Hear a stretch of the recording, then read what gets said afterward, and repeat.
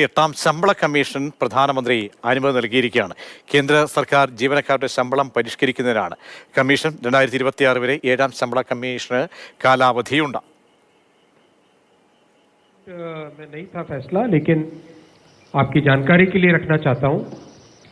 माननीय प्रधानमंत्री जी ने केंद्र सरकार के सभी कर्मचारियों के लिए 8th सेंट्रल पे कमीशन को मंजूरी दे दी।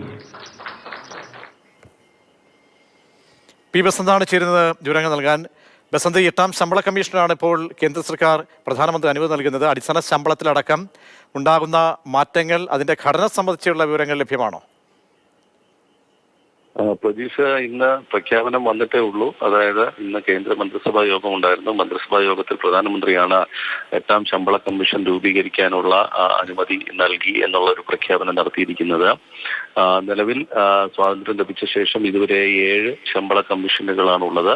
അതിൽ ഏഴാം ശമ്പള കമ്മീഷന്റെ കാലാവധി 2026 വരെ ഉണ്ട്. 2016 ഏഴാം ശമ്പള കമ്മീഷൻ രൂപീകരിച്ചത്. ഇതിന്റെ നിർദ്ദേശങ്ങളൊക്കെ തന്നെ നടപ്പിലാക്കിയിട്ടുണ്ട് എന്നാണ് ഇപ്പോൾ കേന്ദ്ര മന്ത്രി അശ്വിനി വൈഷ്ണവ് അല്പസമയം മുമ്പ് മന്ത്രിസഭാ തീരുമാനങ്ങൾ അറിയിച്ചുകൊണ്ടുള്ള വാർത്താ സമ്മേളനത്തിൽ പറഞ്ഞത്. ഇതിന്റെ തുടർച്ചയായിട്ടാണ് ഇപ്പോൾ എട്ടാം ശമ്പള കമ്മീഷൻ രൂപീകരിക്കാൻ തീരുമാനിച്ചിരിക്കുന്നത്. അതായത് ഏഴാം ശമ്പള കമ്മീഷന്റെ കാലാവധി പൂർത്തിയാക്കുന്നതിന് 1 കൊല്ലം മുമ്പ് തന്നെ എട്ടാം ശമ്പള കമ്മീഷൻ രൂപീകരിക്കുന്നു.